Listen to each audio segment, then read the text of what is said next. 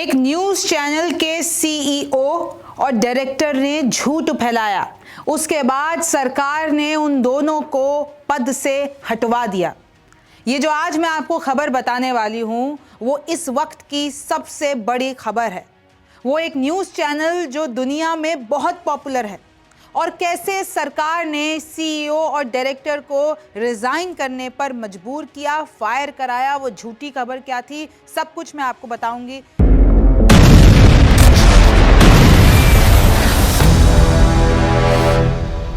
नमस्ते, मेरा नाम रिमझिम जेठानी है और आप मेरा शो सरहद के पार का एपिसोड नंबर 76 देख रहे हैं। सबसे पहले ये दो चेहरे देख लीजिए। आज हम इन्हीं दोनों के बारे में बात करने वाले हैं। कैसे आरोप लगा है कि बीबीसी, यस बीबीसी ही वही चैनल है, वही न्यूज़ चैनल है जिनके सीईओ और डायरेक्टर को रिज़ाइन करना पड़ा है। और देखिए आपके सामने हैं दोनों के दोनों, डायरेक्टर एंड सीईओ। अब मैं आपको बताती हूँ कि हुआ क्या है, और ये मैं खुद बीबीसी के पेज से बता रही हूँ कैसे वहाँ पर लाइव चल रहा है कि बीबीसी के जो चेयरपर्सन हैं, जो उधर बोर्ड के चेयर हैं, वो अब रिस्पॉन्ड करेंगे, वो माफ़ी मांगेंगे और कैसे जो डायरेक्टर हैं और जो सीईओ उन्होंने रिज़ाइन कर दिया। लेकिन ऐसी कौन सी झूठी खबर उन्होंने चलाई थी जिसमें इनका 20 साल का करियर एक सेकंड में उनको अपना पद छोड़ना पड़ गया। शुरुआत होती है कैसे ट्रंप ने एक बहुत लंबा सारा पोस्ट किया। ट्रंप ने लिखा जो बीबीसी के टॉप लोग हैं, जिनमें से जो उनका बॉस है टिम डेवी, उन्होंने क्विट कर दिया है या उनको फायर किया गया है क्योंकि उन्होंने मेरी वीडियो को एडिट किया। जो मैंने बोला नहीं उस तरीके से उसको डॉक्टर किया वीडियो को। और उसके बाद जो जनवरी 6 को हुआ था अमेरिका में, और एक तरीके से वो दंगा ही कह लीजिए, वो हुआ कैसे ट्रंप पर झूठे आरोप लगे।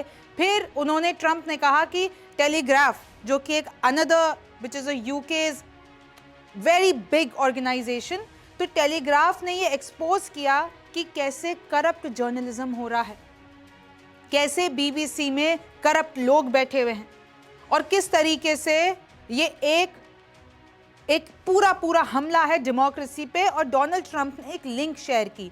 तो दरअसल टेलीग्राफ जो है, उन्होंने एक एक्सक्लूसिव रिपोर्ट छापी थी और उन्होंने उसमें आरोप लगाया कि बीबीसी ने एक वीडियो ट्रंप का निकाला और उसको एडिट किया, ट्रंप की स्पीच को एडिट किया और उसके बाद जो है उस तरीके से प्रोग्राम को दिखाया कि ट्रंप ने दंगे भड़काए।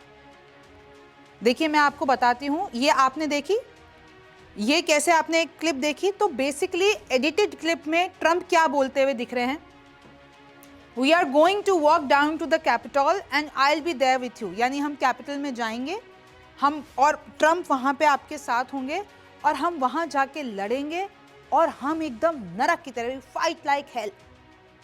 ये उस क्लिप का एक हिस्सा था जो कि वायरल हुआ। लेकिन जो ओरिजिनल क्लिप थी उसमें ऐसा कुछ नहीं था। ओरिजिनल क्लिप में ट्रंप ये कहते हुए सुनाई दे रहे थे, we are going to walk down to the capital, yes हम लोग वहाँ पे जाएंगे और वहाँ पर हम जाके सेनेटर्स और कांग्रेसमैन के लिए और वुमेन के लिए चीयर करेंगे, पीसफुली हम उनको अपनी बात कहने की कोशिश करेंगे।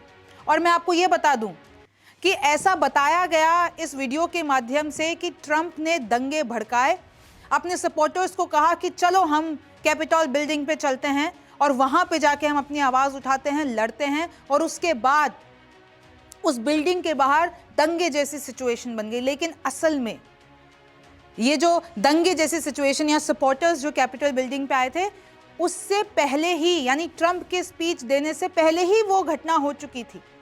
लेकिन बीबीसी ने वो डॉक्टर्ड वीडियो चला के एक तरीके से गुमराह किया और टेलीग्राफ ने इसका खुलासा किया। देखिए साफ इस रिपोर्ट में, जो कि ट्रंप ने रिपोर्ट शेयर की, उसमें साफ लिखा हुआ है, the first part of Trump speech, we are gonna walk down to the capital and I will be with you. मतलब ये लाइन उन्होंने 15 मिनट पहले बोली और 15 मिनट या 1 घंटे के बाद बोला कि वी फाइट लाइक हेल।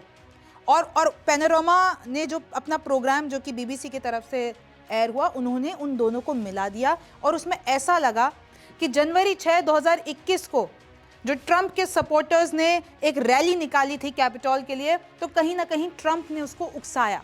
तो आप देख रहे हैं कि एक छोटी सी एडिटेड वीडियो ने कितना बड़ा एक तरीके से डिसग्रेस कहा जा रहा है इसको।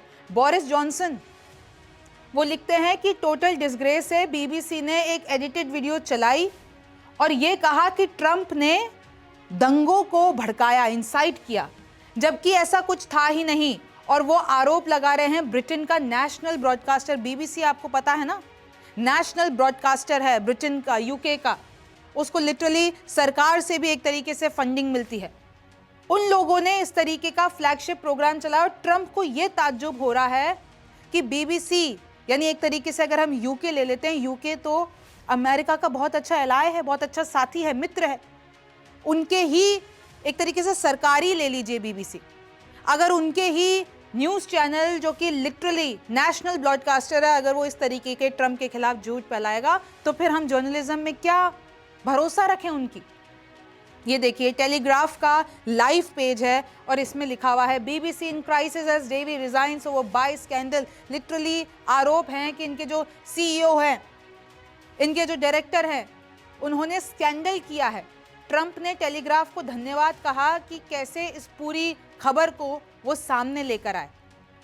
देखिए the Telegraph will soon publish other excerpts of the memo, यानी ये जो मेमो है, टेलीग्राफ तो ये भी आरोप लगा रहा है कि जो बीबीसी की अरेबिक सर्विस है उसने गाजा कवरेज को एक ही नज़रिए से दिखाया, उसमें भी बायस किया है। और ये जो कवरेज है ट्रांसजेंडर डिबेट की, उसमें भी बीबीसी ने अपनी तरीके का एजेंडा चलाया है। आप देख सकते हैं जिन बीबीसी डायरेक्टर जनरल की हम बात कर रहे हैं उनका नाम है टिम डेवी, और जिन सीईओ की बात कर रहे हैं उनका नाम है बोरिस टर्नस। इन दोनों ने रिज़ाइन किया, इन दोनों ने माफ़ीनामा लिखा। उसके बाद से पूरी दुनिया में आप बड़े से बड़े पब्लिकेशन उठा के देख लीजिए, एक तरीके से खलबली मच गई है कि कैसे एक वीडियो को जो कि 2021 में एयर की गई थी, आज उसकी वजह से डायरेक्टर और सीईओ को रिज़ाइन करना पड़ा। अब थोड़ा सा मैं आपको ये भी बता देती हूँ कि आखिरकार टिम डेवी है कौन। तो देखिए टिम डेवी जो है बीबीसी के सितंबर 2020 में डायरेक्टर जनरल बने। उसके बाद जितने भी एडिटोरियल, ऑपरेशनल और क्रिएटिव सब कुछ ये संभालते हैं, और अब उन्होंने रिज़ाइन कर दिया। फिर उससे पहले उन्होंने बीबीसी स्टूडियोज़ के लिए 7 साल काम किया, मतलब लगभग 20 साल का लंबा करियर है टिम डेवी का। और अब आप देख लीजिए कैसे वो एकदम से गिर गया है, ख़त्म हो गया है। डेबोरा टर्नस जो कि सीईओ हैं बीबीसी न्यूज़ की 2022 से, और वो जितने भी करंट अफेयर प्रोग्राम होते हैं, जितने भी बीबीसी न्यूज़ के होते हैं, पूरे नेटवर्क को वही देखती हैं। उनकी रिस्पॉन्सिबिलिटी है, वो 6000 लोगों को संभालती हैं, ब्रॉडकास्टिंग 500,000 मतलब 500 बिलियन पीपल तक उनका जो कंटेंट है, उसका जो ओवरसीइंग है वो पहुंचता है। 40 लैंग्वेजेस में बीबीसी काम करता है, और वो पहले सीईओ आईटीएन और एनबीसी न्यूज़ की भी प्रेसिडेंट रह चुकी हैं 2013 में। तो ये जिनको लिटरली जिन्होंने रिज़ाइन किया है, जिनको फायर किया गया, जिन्होंने माफ़ी मांगी, वो कोई छोटे मोटे पत्रकार नहीं थे। आप देखिए उनका लेवल।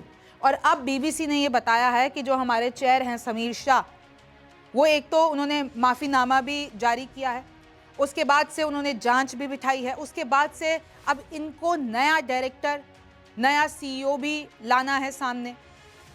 और अगर मैं आपको एक नॉर्मल इन्फॉर्मेशन देती हूँ कि भाई जो बीबीसी और क्यों इतनी बड़ी खबर बनी, जो बीबीसी है वो जो ब्रिटेन है उनकी जनता के पैसों से चलता है। कैसे?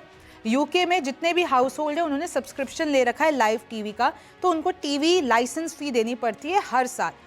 और ये जो कलर टीवी पे है तकरीबन आप देख लीजिए 169.50 पर ईयर यूके की करेंसी के हिसाब से।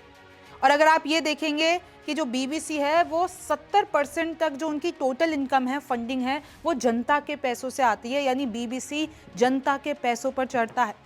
और यही कहीं ना कहीं माध्यम है। और बीबीसी जो है हमेशा जाना भी जाता है कि वो ये कहते भी हैं कि हम जनता के लिए काम करते हैं, हमारे जैसा सच्चा कोई नहीं है। और अब ऐसे किसी स्कैंडल में बीबीसी का नाम आ जाना, अब दूसरे पब्लिकेशन ये कह रहे हैं कि बीबीसी के लिए सबसे बुरा टाइम चल रहा है। बीबीसी पहले भी ऐसे ही एजेंडाज में फंस चुका है, ऐसी कंट्रोवर्सी हुई हैं। फिर आप देखिए जो दूसरा उनका होता है कि गवर्नमेंट भी उन लोगों को फंड करती है, उन लोगों को पैसा देती है। तो आप सोचिए बीबीसी जैसे ऑर्गेनाइजेशन पर ट्रंप ने खुद ने आरोप लगाया है, उनके सीईओ और डायरेक्टर को। अब BBC is without CEO and director right now. अब इस पे आगे क्या होगा? बीबीसी की माफ़ी आई है, बहुत सारी इसमें अपडेट्स आ रही हैं, लेकिन अब कौन होगा बीबीसी का नया बॉस? और इसमें आप ये भी देख लीजिए कि कैसे पत्रकारिता के नाम पर जो हो रहा था, जो आरोप लगे हैं, और कैसे वीडियो को एक तरीके से एडिटेड किया गया और उसके बाद में जब खुलासा हुआ तो क्या हुआ। आप सरहद के पार देख रहे थे। मेरा नाम रिमझिम जेठानी है। आपसे फिर मुलाकात होगी।